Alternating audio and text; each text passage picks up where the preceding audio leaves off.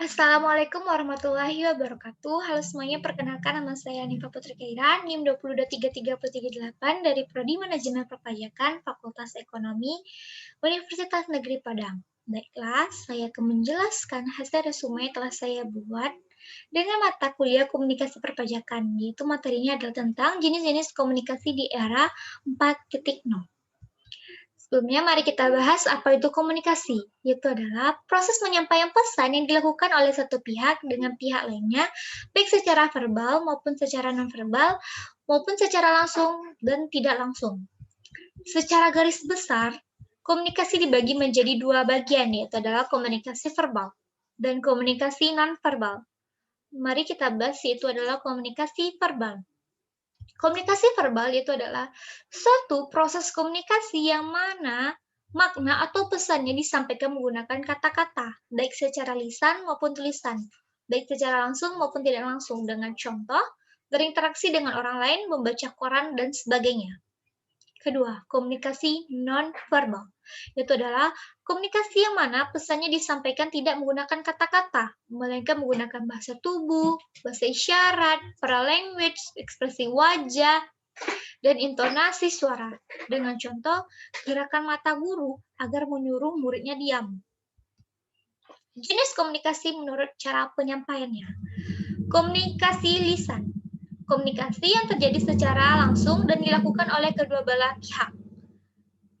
Komunikasi tertulis, komunikasi yang biasanya yang berupa tulisan. Dengan contoh, saya chattingan dengan teman saya di WhatsApp. Jenis komunikasi menurut kelangsungan. Yang pertama, jenis komunikasi secara langsung. Komunikasi ini biasanya dilakukan secara tatap muka, dilakukan secara langsung, tanpa adanya perantara. Komunikasi tidak langsung, yaitu komunikasi ini dilakukan menggunakan pihak ketiga atau adanya perantara. Jenis komunikasi menurut perilakunya. Komunikasi formal, itu adalah komunikasi yang biasanya terjadi di acara yang sangat penting seperti rapat atau organisasi. Komunikasi informal, itu adalah contoh komunikasi ini adalah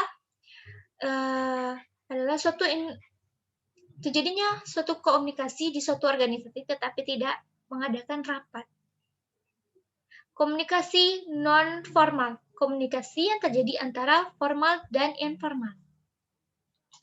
Jenis komunikasi menurut ruang lingkup. Komunikasi internal. Komunikasi ini terjadi di ruang lingkup tertentu dengan contoh komunikasi ruang lingkup organisasi ruang lingkup atau organisasi yang hanya tahu berita itu yaitu adalah orang yang berada di ruang lingkup tersebut.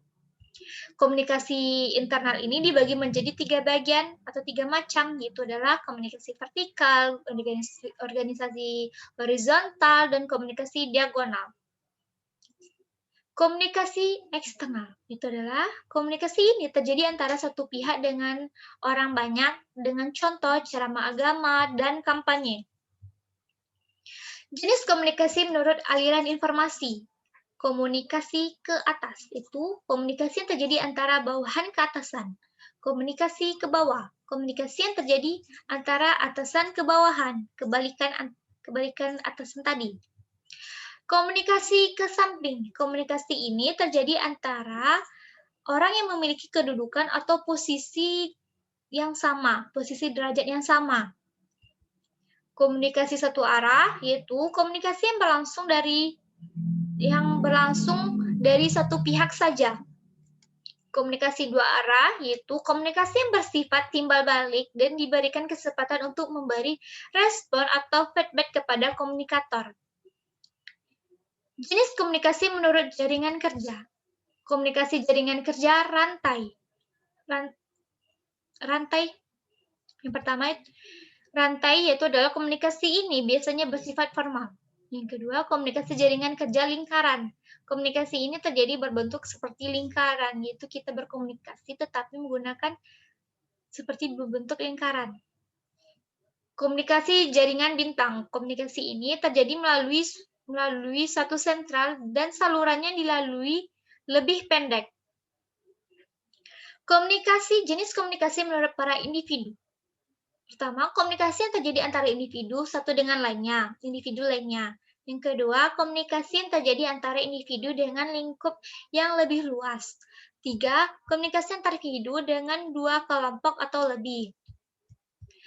Materi selanjutnya kita bahas yaitu adalah fungsi komunikasi. Fungsi komunikasi terbagi menjadi beberapa, yaitu pertama, menyampaikan informasi, dua, sebagai penyampaian pendapat agar diterima oleh orang banyak, tiga, sebagai bentuk interaksi dengan orang lain, empat, sebagai tempat menambah wawasan dan ilmu pengetahuan, lima, sebagai cara agar membujuk atau mempengaruhi orang lain, enam, sebagai tempat mengambil keputusan yang tepat, tujuh, agar tidak terjadinya kesalahpahaman, delapan, mengubah sikap maupun perilaku, dan sebagainya.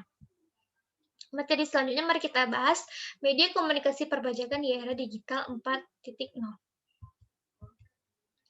Berdasarkan data yang terpapar, jumlah teks radio masih sekitar 10,3%, sementara di negara lain sudah mencapai belasan persen yang menggunakan teks radio. Hal tersebut dikarenakan masyarakat Indonesia belum memahami akan kewajiban membayar pajak. Penggunaan media sosial atau medsos di Indonesia cukup banyak. Maka dari itu, pemerintah memberikan edukasi tentang kewajiban membayar pajak melalui media sosial dengan contoh Facebook dan melakukan live streaming melalui medsos ataupun situs. Dan tantangan GPR dalam industri 4.0 harus kreatif, berbeda, dan cepat. Pengaruh internet ke seluruh lapisan masyarakat dapat menyelesaikan berbagai macam transaksi. Salah satunya adalah transaksi e-commerce. Banyak spekulasi bertanya bagaimana proses bisnis dan aspek pemungutan pajak atas transaksi e-commerce dan gimana kendala dan proses tersebut. Metode yang dipakai dalam pencapaian tersebut gunakan metode penelitian deduktif kuantitatif.